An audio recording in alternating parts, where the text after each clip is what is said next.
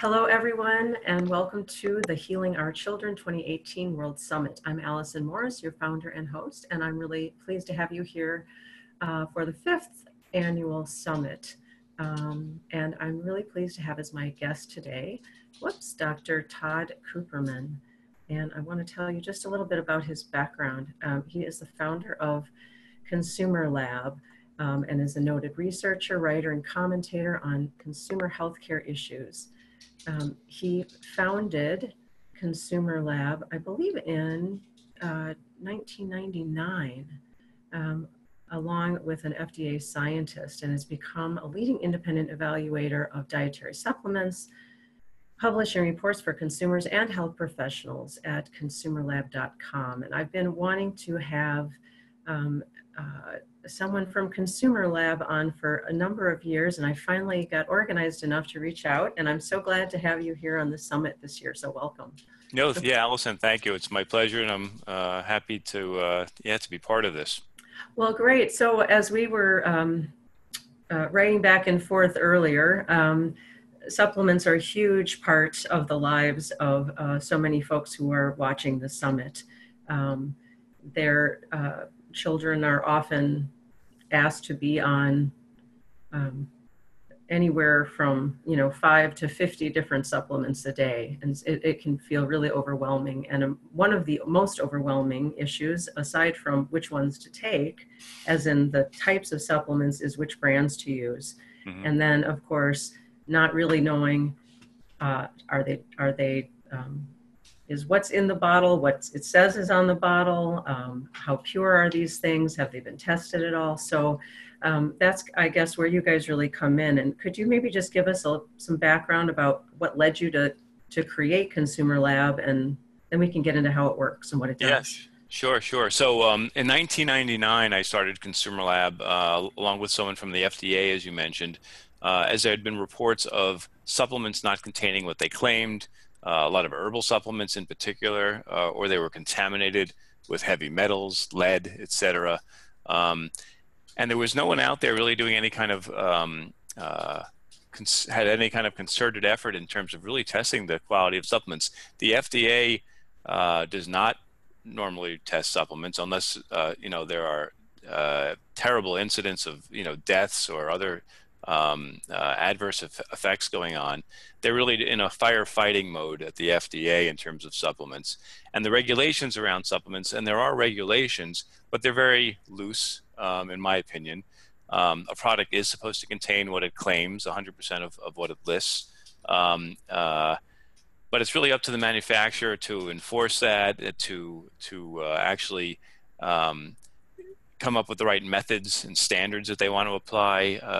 The FDA, for example, doesn't even set a limit on terms of how much, say, lead there can be, in a supplement. That's scary. Yeah, I didn't know that. Right. So they leave that to the manufacturer to come up with what they think is a reasonable limit for their products, and then a method for doing that. And there are lots of methods. Some are much more forgiving than others, and you don't want to use one that's too forgiving. You can easily fool some of these tests that a manufacturer might choose to use. And the same thing goes for even determining the quality of the product. Does it really have the right ingredient, the right herbal ingredient, etc.? There again, you can use a very simple method that makes it look like the product has what it claims. But if you use a more sophisticated method, you find out that it's really not there. So we've applied very rigorous testing methods and standards to supplements, and every 3 weeks since 1999, we've been putting out another report on another category of supplements, whether it's multivitamins or fish oil or CoQ10, melatonin, even foods like olive oil and cocoa for their flavonols, and that's what we put out at ConsumerLab, and we put it out online. For our subscribers, that's what pays for the bulk of the testing that we do. So an individual, we have over 75,000 people who subscribe to ConsumerLab, and then universities and libraries, etc. And that's what funds the majority of what we do. And then we have a voluntary certification program. Any company can come to us and have their product tested as well. We have to buy it off the shelf. They can't send it to us. Okay. That's fascinating. And it makes me want to go back to even a more fundamental question, which is what actually is a supplement and how is it Okay. distinguished from a medicine? Is it has to do with the claim it makes about its healing properties, or what's actually the distinction between those two things? Right, and it's been an ongoing question. And in 1994, it was decided by the government that it is a subcategory of foods. It's not under the drug category, and it has its own category of dietary supplement, and that includes vitamins and minerals, um, herbal supplements, um, and then a whole host of other ingredients, like CoQ10 or SAMe or melatonin, which are not drugs, and they're not even over-the-counter drugs. And so with drugs, you have things that require prescriptions, and then you have Hmm. drugs that no longer require prescription. You can get them over the counter like aspirin, but they're still drugs. And if you look at the back of a product, you'll see for a supplement it will say supplement facts. For a drug, it'll say drug facts. If it's a food, it will say nutrition facts. So this is for all those Okay. things that say supplement facts in the back, and it's supposed to list the amount of the ingredient there, and it's supposed to be truthful and and have 100% of what it claims. As I mentioned, they can't make health claims in terms of improving your health, treating, preventing, diagnosing a condition. Um, Only in certain very rare situations can they do that for, say, calcium, where it's allowed to make a health claim in terms of uh, you know uh, bone maintenance, things like that. But Okay. for the vast majority of ingredients, you can't make those claims. You can only say it helps support Or things. may promote, or Yeah, but yeah. again, you can't cure, treat, prevent, any illness. Um, Although from time to time, a supplement will make that claim, and the government may send them a warning letter saying you can't say that, kind of a slap on the wrist, and then they typically change the labeling on that. Okay. Now, this kind of a little bit out of left field, but when you were in medical school, did you receive much education at all about supplements, or No, was this no. just based on your own experience after medical school that Yeah, you started realizing, like, whoa? yeah. You don't get much education in terms of supplements in medical school. Very little. You're learning about vitamins and minerals and the roles they play because they are essential. You're certainly not learning about CoQ10 and fish oil and uh, I mean, you learn a little about melatonin, but not in terms of taking it as a supplement.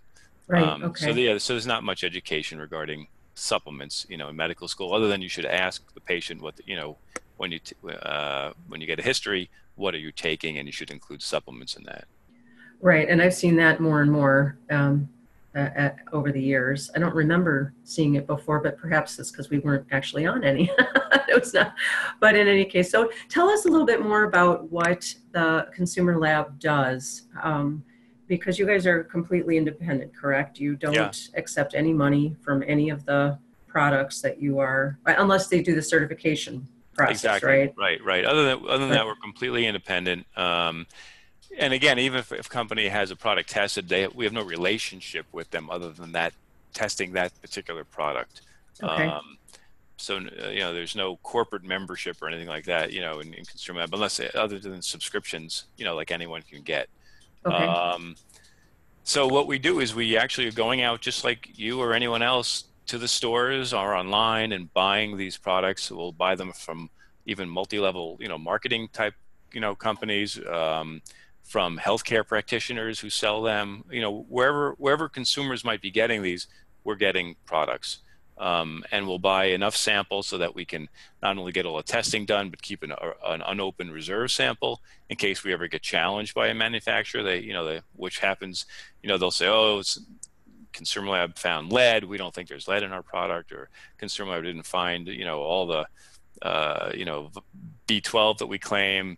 So we keep an unopened reserve sample, so we okay. can always say, "Hey, you want to challenge us? Fine. We'll send it to another laboratory, and as long as you agree to publish the findings, and we will as well, that's fine with us." And rarely has any company actually wanted to do that. when they get to that point and they realize they would have to publish the findings. Okay. So we buy these products, we bring them in. Any kind of tablet we test in-house in terms of disintegration to make sure it actually will break open, break apart, release its ingredients. That's a test we do in-house. But most of the other tests that we do are done outside at various expert laboratories around the country, under the guidance of Dr. Mark Anderson, who's a PhD pharmacologist, toxicologist on staff here, and his team. So they're figuring out what methods, what labs to be using, sending these out, overnight, FedEx, so that they don't sit around too long anywhere. As to the extent that we can, these are unmarked. It's blinded to the laboratory, so they don't even know, what the product is, just to avoid that type of potential bias. They receive the results back. We go through that. If there's any time a product actually doesn't meet its claim, just to be sure, we send it to a second laboratory for reanalysis. And then we give the benefit of the doubt to the product, so that when you see a result on ConsumerLab and you see something failed, it failed in 2 labs, where it was tested. And then we publish that in our reports on ConsumerLab, showing which products actually contain what they claim, were contaminated, et cetera. We can do cost comparisons, ingredient comparisons, show which ones provide the best value, kind of our top picks in the group, which again has nothing to do with whether someone paid for testing or not. And so anything that we picked on our own, you get the full results, whether it passed or failed. And then on top of that, we get a lot of questions from consumers about, how do I use it? When do I take it? Will it interact with something else? And we have tremendous amount of information on the site about that. And we're continually going through the clinical literature even as well to see what's the newest information about, taking magnesium or whatever the supplement is. So people know kind of from soup to nuts, what is it? Does it work? Does it not work? What's the dose that works if it does work? Right. Which product has that? It's everything, and then interactions to watch out for and other concerns. Bless you all for providing all this information. So I wanted to ask on the laboratory testing, to make sure I understood what you were saying correctly. So the labs don't know they're testing fish oil? Oh, they know they're testing fish oil for sure. But they don't. Yeah. Oh, I would say they don't know the brand that we've sent them, so they'll receive, samples of fish oil capsules, marked, with a certain number, and then 20 others as well, and they're testing them, say, for EPA and DHA levels, omega-3s. Okay. Or with fish oil, we're also testing for rancidity. It might be another laboratory that's doing that testing. Okay. Is it fresh or not? Another laboratory is looking for the heavy metals in the same fish oil products. And they're all receiving them unmarked to the extent that we can. I mean, sometimes you can't take off the identifier, otherwise you'll compromise the product. Gotcha. Okay. Yeah. So they do know in advance do they know in advance the levels of specific things that they're supposed to be finding? No. Or it's just, this is magnesium, tell us what you find? Right. I mean, they have detection limits, so we need to define, is it within the limits that they can even detect? So to that extent, they know, generally what we're looking for, but they certainly don't know the amounts, that are in there. Okay. So I'm sure a question that everyone wants to know is, and this may be too broad a question, but is it true generally that the more you spend, the better quality you get?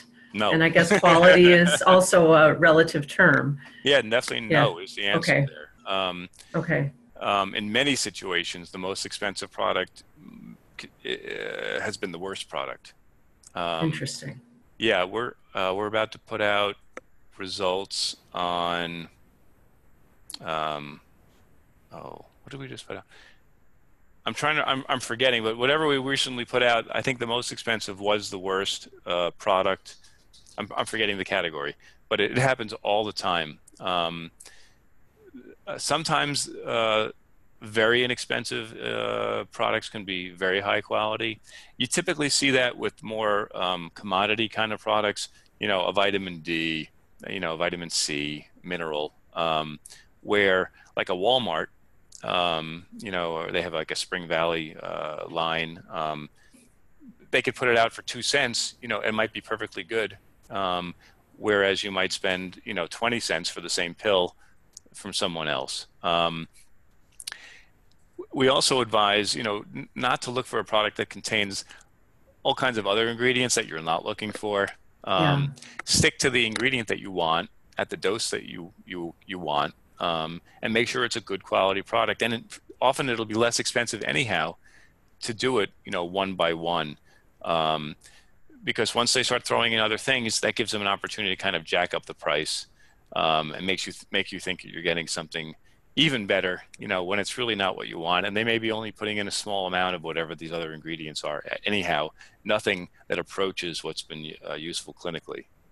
So that is good news then for folks who say can't afford to work with a nutritionist or naturopath, or somebody who might then be recommending really specific brands of supplements, because those aren't necessarily the best ones. And I assume, I know that in many instances, those a lot of people do work with those the MLMs, so that they're getting affiliate commissions for recommending specific products, Right. that their patients or clients, as the case may be, then buy. Yeah. And of course, Sorry to interrupt you. With the MLMs, it's interesting. Those typically are among the most expensive products. They usually like twice as much as you need to spend, if not more. However, the quality actually tends to be fairly good, very high with these MLMs that we've looked at. I think some of the bigger MLMs out there do a good job on quality. It's just that the premium that you have to pay to get that product is unnecessary.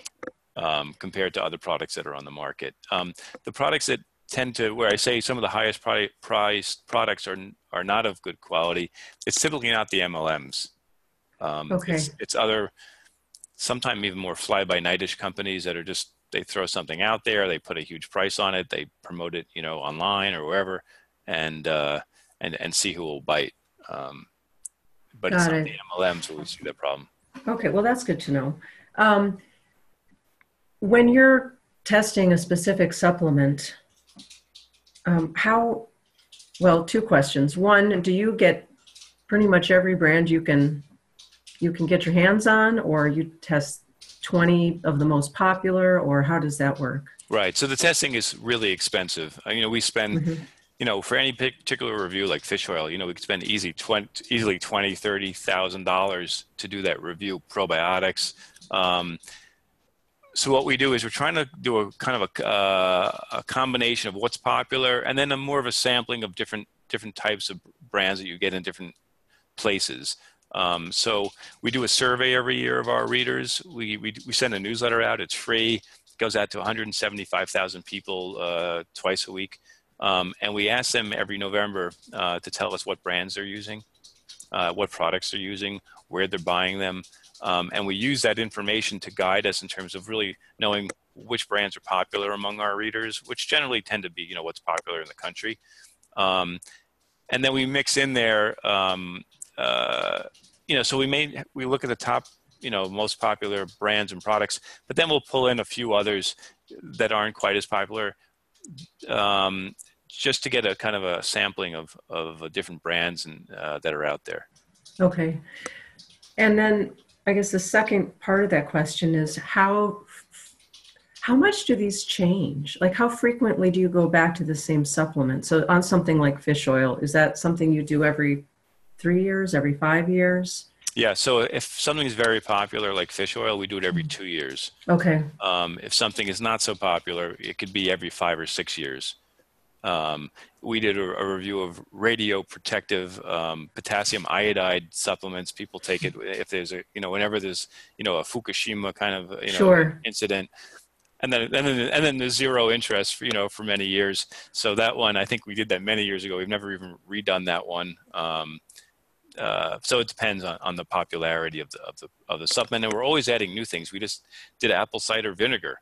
Oh, okay. for Uh-huh. the first time just in the past month or so, which was quite interesting. You know, it was both the liquids as well as pills. And we found that some of the pills actually should be considered a poison. They have such a high concentration of acetic acid that if it kind of gets stuck in your throat, you could actually get, an esophageal Oh, burn. Um, so you're always adding new things as well. We just tested CBD, I was cannabidiol supplements. okay. I was going to ask you about that one because that's fairly controversial and a It lot of is. confusion about if it's legal or not legal in different states. And if you order it online, it's okay. And that's, of course, nothing to do with actually what's in the oil, but just whether it's okay to consider buying it and using it. Right. It's Yeah. it's it's really not legal. You know, we've looked at the law. It's not legal to sell it as a supplement, yet we've had so many people ask us to test them because they're using them and buying them, and the government's not Mm-hmm. stopping it. That we felt compelled to take a look and see what's really kind of under the hood with these products. Right. So we did test CBD products. We couldn't Okay. approve. We didn't feel comfortable approving any of them and letting them use our CL seal, on them. But we did show, what's really in these products, which ones provide CBD at the lowest cost, because it could Mm-hmm. vary. I think it was to get 10 milligrams varied from just 80 cents to like $4.50 for the same amount of CBD. Um, and there's another thing called red yeast rice. May not be of interest to your viewers, but that's for lowering cholesterol. That has a natural statin in it, lovastatin, um, and the government says that really shouldn't be sold as a supplement because it's a drug itself, but it is naturally occurring in this red yeast rice. So Oh, we felt compelled to. We can't approve them, but we felt compelled to go tell in and people what, test what them. was really in them, and some had none, and some had very potent amounts of these statins. Um, Getting back to well, I guess I have a question sort of about the stability of this industry. So something like CBD oil sort of takes off, and then I'm sure there's a huge number of kind of new players jumping into the field. Right. And as different, as CoQ10, I don't know, that's probably been 10, 15 years maybe. I can't really remember when that became sort of a hit. Yeah. Um, uh, but other things obviously trend, and then some are just sort of the workhorse vitamins and minerals and things. Are there some really, really, really long-term players, or do you see a lot of instability and uh, new companies coming in and out, or for folks who are going to their Walgreens or CVS or Target or Walmart? I don't know. There's always, their nature's something or other. Right. Nature's Harvest, Nature's Bounty. I can't remember the brand names, but it seems like they've been there forever. Hmm. Um, is that, are there a number of companies that, they're there, they're stable, Yeah. they're Yeah. trustworthy, and pretty much can you trust that anything produced by that company then is going to be okay? Or are there a lot of ups and downs within a brand depending on the supplement itself? Sorry, that was a really big question. Yeah. No, I follow. Yeah, Well, so first, yes, there are a lot of established companies that have a lot to lose, if they mess up, which I think leads them to not mess up as often. I wouldn't trust any particular brand um, and just say, yeah, this is, they seem to be doing a good job. Um, Probably whatever they're making is going to be good. I would not trust that okay, because we do find problems with. I think we've probably found a problem with every single brand out there. We've tested over 5,000 products, so that does happen. Happens more often with herbal products, multivitamins, where there's more opportunity to kind of make a mistake because you have so many things going on in there. sure. Especially like a gummy, which we've seen so many problems with gummy, type vitamins out there because of stability issues and just the way you manufacture them. Um, so there are some of the more established brands are more trustworthy, I would say for sure. But I wouldn't just count on any product that they make. Okay. All right. So that's also good to know that you can't sort of just, well, and so are there any generalizations you can make about the we were just talking about gummies, which maybe has more specific issues just because of what it is. Does it tend to be that it's a purity issue? Are those mostly what you're finding, or that in fact what is in the supplements is not what it says is in the supplements? Right. Yeah, it's typically not a purity issue. I mean, we do find heavy metal contamination in mostly herbal supplements, Okay. because plants are going to pull up things from the ground, um, and they're going to stay in the plant. So that's where you see your cadmium and arsenic and particularly Uh, lead. okay. Um, And what are some examples of some of those herbal supplements? Like what are not the brands necessarily, but just oh, like, herbals. yeah, like what do you mean when you say that? I mean, like, valerian, St. John's wort, ginkgo, Okay. echinacea. I mean, these are all Okay. the herbals that are out there. Um, even cocoa powder, frankly, which is high in flavanols, which is why we test it, because it has cognitive and cardiovascular benefits. Um, we see a lot of cadmium, which is a toxin, in Yeah. cocoa Okay. powder, in every cocoa powder, frankly.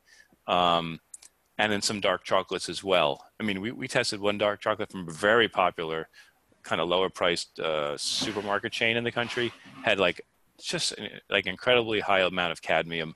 Um, it was it was shocking. So, but again, it's coming from the cocoa. So this is all plant based, And is that metals. even with organic, like certified organic The stuff? organic, yeah, we see the Okay. problem. It's I would say So that. again, it's not what's coming on from the top, it's what's coming in from up in the Yeah, soil. we see it with organic. I think we see more problems with the heavy metal contamination with organics, frankly, than we see with the others. Maybe because the others are more processed afterwards as well, so they're able to kind of clean them up a bit. So when you make an extract of an herbal product, for example, you get an opportunity to kind of clean it up and get rid of some of those metals. So typically, extracts don't have the levels that you'll see in what are called whole herb or herb powder supplements. Ah, okay. All right. That's sobering, but good to know. Information is power, right? Okay, sorry, I interrupted you though, because I just wanted to make sure people understood what herbals, like what we were referring to with the herbals. So those are Sure. generally hmm, uh, problematic. More problematic, yeah. Yeah. Of all the products we test, I'd say maybe about 20% fail testing, 1 out of 5. With the herbals, it's probably over 40%. With the multivitamins, it's probably over 30%. Okay. With a simple vitamin C supplement, maybe it's 5%, something like that. Okay. And um, there are different, I don't know if formulation is the right word, but say with magnesium or vitamin D, right? They'll come in different, there might be miscellated D3, or you might have a pill, or you might, in magnesium, it comes in an oil, right? Or maybe it's in a drink, or maybe it's in a pill. Are you testing across all those different, Sure, I don't know sure. what the correct word is for that. Yeah, different formulations. So Okay. different powders, liquids, oils, extended release, capsules versus Right. capsules, tablets. Yeah, we're looking at all of those, all of those. Okay. Uh, and people feel strongly, oh, it has to be they think liquids are better or whatever. You can have a perfectly good, inexpensive, tablet.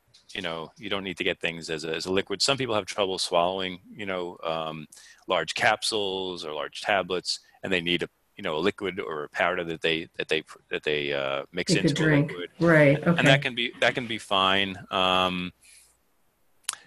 So we look at all of them. Yeah, all the Okay. formulations. Well, and so one of the claims that is often made about different formulations is that one version is more bioavailable than another. Now, is Right. that something that you guys actually look into? We look at That's we look at the literature on that. We're not doing okay. bioavailability studies. We're not Okay. doing human clinical studies. Everything is done in the laboratory. So with but we do look at that, and there are some differences. for example, anything that's fat soluble. Mm-hmm. So vitamin A and D and E, CoQ10 is fat soluble. Those will all be absorbed better if taken with fat, for example. And there are certain bioavailability enhancers that can be put into these products that do enhance either their absorption or reduce their breakdown by the liver. So black pepper or piperine is one of those ingredients. You'll see it added to a lot of different supplements, CoQ10, curcumin, from turmeric. Mm-hmm. Commonly, that's something that's not well absorbed. It's also fat soluble, by the way. So you'd want to, try. If you can take any of these with a fatty meal, that will enhance their absorption. Right. Or just make yourself a coconut curry and get it that way, right? Right. Yeah. That's true. Yeah. So there are these different formulations. Sometimes it doesn't really make much of a difference, but sometimes, especially with the fat soluble vitamins and other ingredients out there, it does make a big difference. I'm trying to keep track of our time. Can you maybe walk us through? We've been talking about fish oil, and obviously that's a big one for a lot of people. And there are just a ton of different varieties out there, and they've got different ratios, right, of the two different, the DHA, EPA. But I think the toxicity issue is a big one for people. And of course, some people say, well, actually, I should ask you, do you distinguish between krill oil and fish oil? Sure, we test krill oil, which has the phospholipids in it. I mean, really, if you look at the evidence, it's not. I don't find it compelling. The krill oil, and typically it's more expensive also. And the funny thing is that they often claim that it doesn't smell as much as fish oil, but my experience is they do. Okay. So we certainly look at krill. We look at calamari oil. We're looking at all the different sources of omega-3s.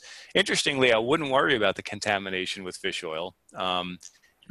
Because it turns out it's much cleaner than eating fish, because one, they make fish oil from small fish. They don't make it from large fish. So like menhaden is a typical one. These are lower down in the food chain. They don't have a lot of contamination to start with. It really builds up with larger fish, the ones that, where you can get a lot of swordfish, et cetera, where you can get a lot of contaminant. Second, they clean it up while they're making it. So these are typically molecularly distilled, which also removes contaminants. So, and the third thing is that the metals like mercury bind to protein. You don't get protein in the oil. You get protein in fish meat. That's protein. So mercury is binding to the fish meat. It's not binding to the oils in the fish. So for all those reasons, we don't find much in terms of contamination. We even look for PCBs, and you find PCBs in everything at this point in the world. It's just gotten into anything that has liquid in it. So we do find super low levels of PCBs in fish oils, but not of any concern. So I have two questions to follow up on that. Well, and that's great news. That's good to hear, because I think we've all been sort of a little bit scared about all of that. But it's nice to have one thing to take off the worry list, right? So I wanted to ask you about glyphosate, and if that's something that you test for now, but also in terms of the levels that are being considered dangerous or of concern, are those based on government, like FDA or USDA, or are those your own independent levels based on other literature of kind of what's safe for human consumption? Yeah, as I mentioned earlier, and it's surprising, the FDA does not set limits on these contaminants in supplements. Yeah. So we're looking for who's setting limits, who has set a decent limit. California is typically the leader in terms of that. They have the Prop 65 law, which sets very strict limits on how much you can have in a different metals and other things. So we often use the California limits, even though we're dealing with people all around the country and around the world. We like to use their limits. Sometimes Europe has limits, or Canada has limits. that are when the U.S. The FDA does not have a limit, so we use those as well. Um, so I'm sorry. Basically, so we do apply these limits, but they're not coming from the FDA. We have to find them, elsewhere. Okay. And if you were to, other than, are you guys under any sort of obligation under any law if you were to find something that, exceeded what's considered safe, other than just publishing that it is and alerting the company? Are there, There's no law like that, no. But okay. I know we know people at the FDA subscribe, to our information. So hopefully they're seeing it. Frankly, they're not acting on it, even though they are seeing it, because they're not going to get involved unless, unless there have been case reports of people really, getting injured. Right. Okay. So, and we're just saying what's in there, not who's being injured by it. Okay. Right. Gotcha. I just was curious about that. Yeah. What does happen, I should say, is lawyers create class action suits. We're not involved in these cases. We get subpoenaed for our information for these cases, unfortunately, which is kind of a drag for us. But Sure. Yeah. that's really what seems to be causing change. But it's mostly consumers, like people who watch this, going to the company saying, "Hey, ConsumerLab found you're missing half of your whatever in your product," and that will cause change. And then these lawsuits cause change also. Sure. So I did want to ask about glyphosate, because that's, the ingredient in Roundup that's gotten more and more, it's been being found in more and more places, including, I think, in like cord blood and breast milk and all sorts of sort of awful places where you don't want to find it. Is that something that is being tested for or shows up? We've looked into it. We have not tested for glyphosate, and I think the reason we didn't is we looked at the evidence as well, and we've written about this. It's on our site. It's not clear how much of an issue it is. I know people are very concerned about it, and others have shown that it's not as of a high concern.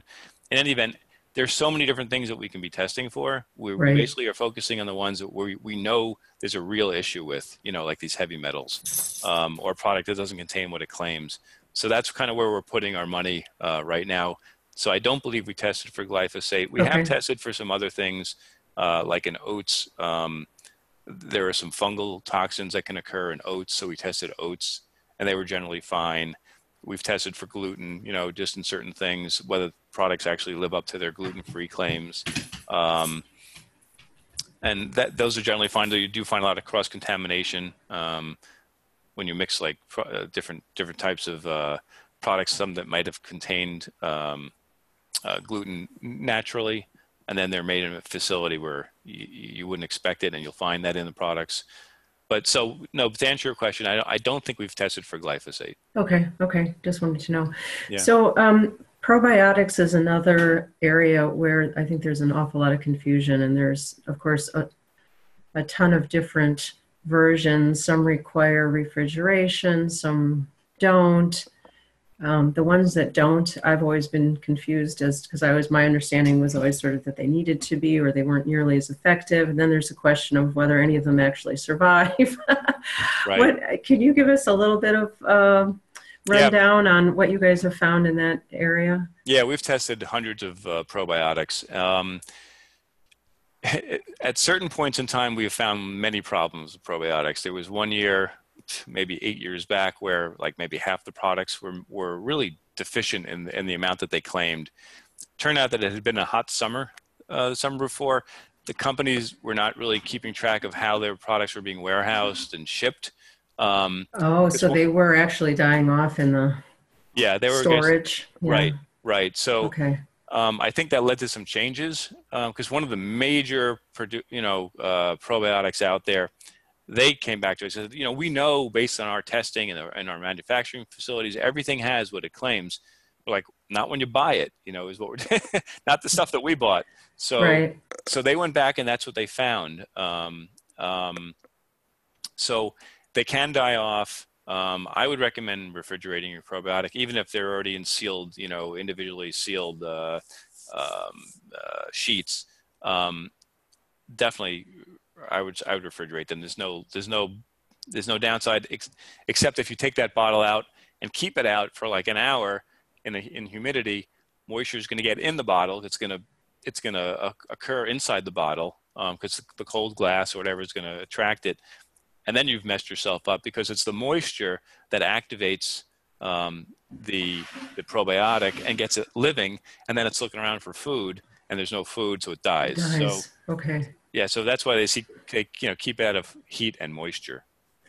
But generally now you're finding that, and what they're usually coming in, is it colony forming units, right? CFUs? Right, which is really, it's a cell. It's a cell that's going to become a colony. So it's really a number of cells, but they call them CFUs, or colony forming units. Okay.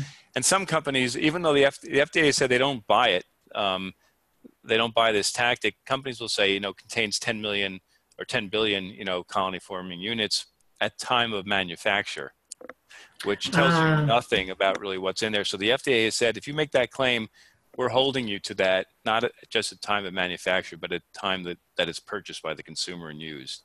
And that's what we do as well. So if they're saying 10 million at time of manufacture, we want to see 10 million in there. Okay. Because 10 billion, sorry. I was going to say, well, and some make even, some are even higher than that, aren't they? Yeah, to be effective for an adult, typically you need at least 1 billion CFUs. So I wouldn't buy a product that has less than that. For kids, maybe you can get by with half a billion, 500 million. In general, and now there's kind of an arms race going on, so now you're seeing 10 billion, 100 billion. You probably do need at least 1 billion, maybe 10 billion is better. Probably don't need 90 billion, cells. But again, none of these last all that long anyhow. They're going to be in your body for a week or so, and then they're gone. So, the theory that you're repopulating your gut, you're not really repopulating. You're kind of temporarily hosting, some additional cells for a while. And there is evidence that it can be helpful in certain situations. Well, right. That's what the part that I've never really quite understood, right? Because colony forming implies, right. Well, that they're setting up shop, right? And intending to stay and hang out for a while. Right. And I don't know how long I don't know how long the ones sort of naturally or already in our guts live normally, or if their life cycle is less than the ones that we ingest. Is there a distinction in terms of the ones that are? I think the bottom line is there has to be an environment that's going to support these organisms. And if you don't have one, if you're not eating the foods that are going to support these organisms, they're not going to stick around. So the most important thing, other than taking a probiotic, for certain very specific situations, like when you're taking an antibiotic, it can help prevent diarrhea associated with antibiotic use, and some other things. Really, the diet is so important by having those prebiotics in your diet. And you can buy prebiotics, as powders and things like that as well. But frankly, if you can just choose foods that are high in inulin and, oligofructosaccharides, that's the most important thing. And that's, I'm trying to recall things like bean sprouts and I don't know, there's all sorts of things, right? But artichoke, asparagus, all kinds of things. Okay. All right. So that's helpful to know on the probiotics. So another one that a lot of folks in our community rely on a lot is melatonin.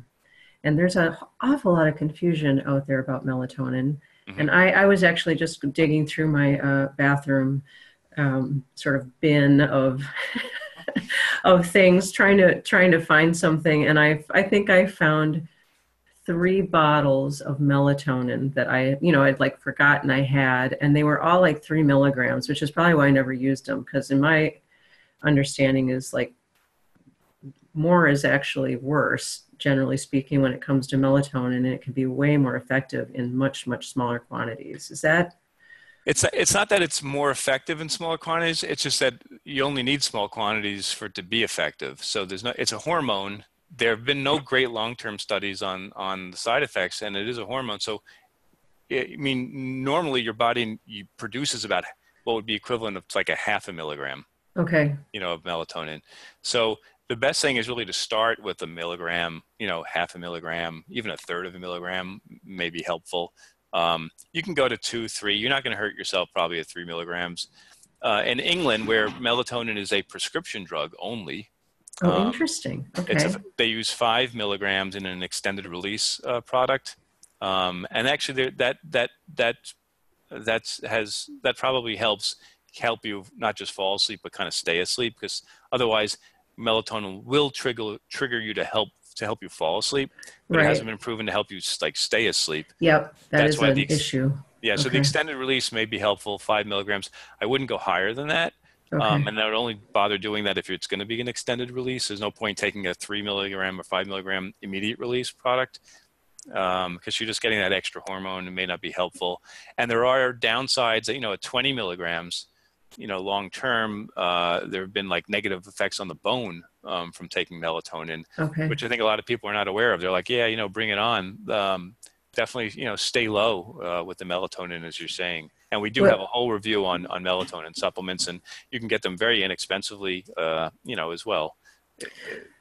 well, and I know certainly on some listservs that I've that I belong to, there have been stories of, at least in children, of higher dosages actually producing more, like actually seeming to produce more anxious behavior and keeping kids from falling asleep. So I don't know if that's ever been tested, but anecdotally anywhere. Yeah, there Uh-huh. was a study about some type of psychological effect of melatonin. It's a pretty small study, but Yeah. yeah, stay low on the Yeah, melatonin. because there's no, now, can you save money then by buying in a higher dosage and then just cutting it in half? I actually did that for my kids for a while, just because I couldn't find. Well, right. I think that's why I have the 3 milligrams, because they didn't have the one. And when Yeah, I find the one, it's like, my my yay.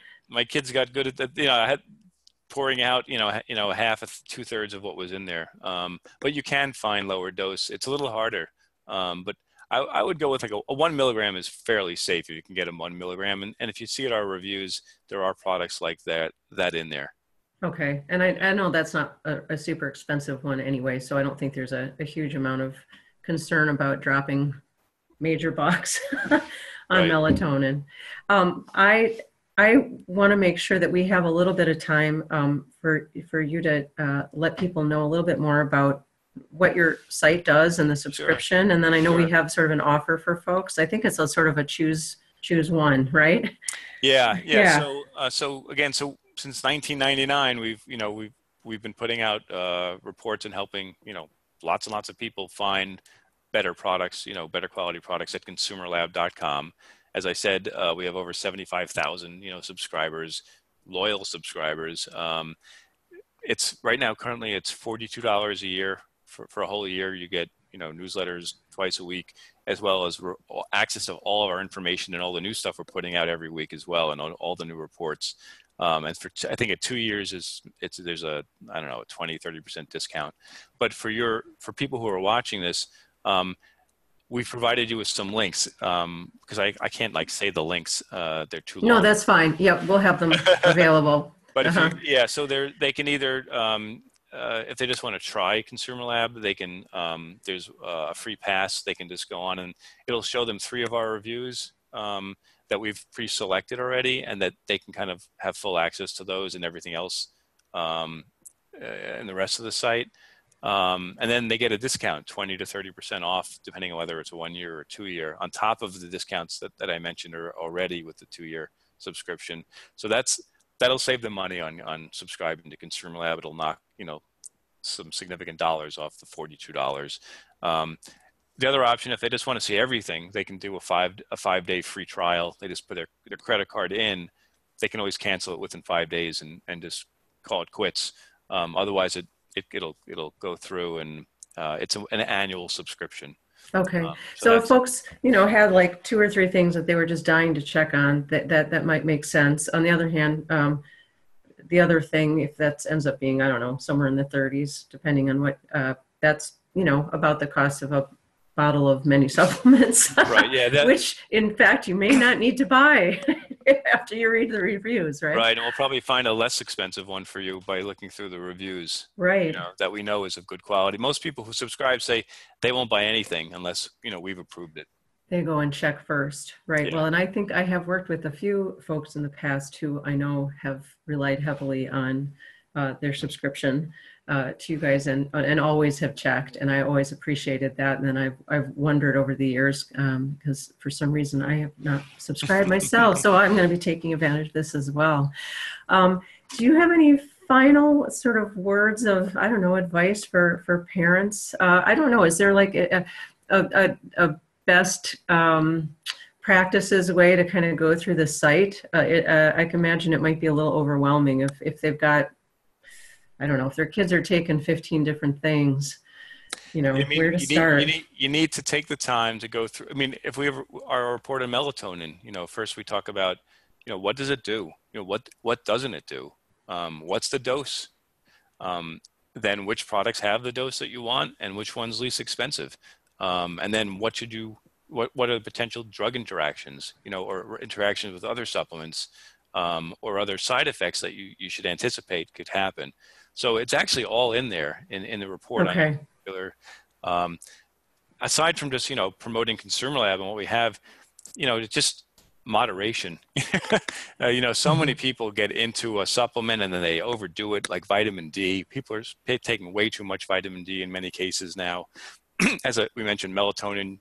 I mean, I know some very, well-educated people who are taking 20 milligrams of melatonin, per night on a regular basis, which is not how it's intended. And I'm like, what are you doing? You're hurting yourself. So, moderation, good sense, do your homework. Those are some of the basic things. Okay. Well, this has been so helpful and illuminating, and I could kind of kick myself for not having you on earlier, but I'm glad we finally did it this year. So yeah, thank you. Yeah, thank you so much for being on the summit and for making that offer to our viewers, listeners, and of course they can always submit questions, right? So you guys go through those and sort of pick and choose which ones you think you can get to. I'm sure you can't answer all of them, every right, question, that everybody every week submits. we're answering questions, typically about, how to use supplements. And are there specific, is there specific advice about children versus adults, or based on weight, or it depends on sort of the dosing for a particular? Yeah, I mean, that one last question there. Yeah, the dose will be lower typically on a lot of things, for children. And a lot of things, again, as you'll see, have not been tested well in children. So, that's an important caveat. Okay. But that will be shown then if that's the case. Yeah. Right. Okay. Right. Excellent. Well, thank you so much, Todd. I appreciate it very, very much. And everyone, I hope you enjoyed this interview, and I hope you take a look at the 2 options for checking out ConsumerLab, and that you'll get a lot of great information that you need, and hopefully save yourself a lot of money going forward when it comes to supplements. So thank you for joining us, and hope to see you on another interview sometime soon. Thank you. Thanks. Oops.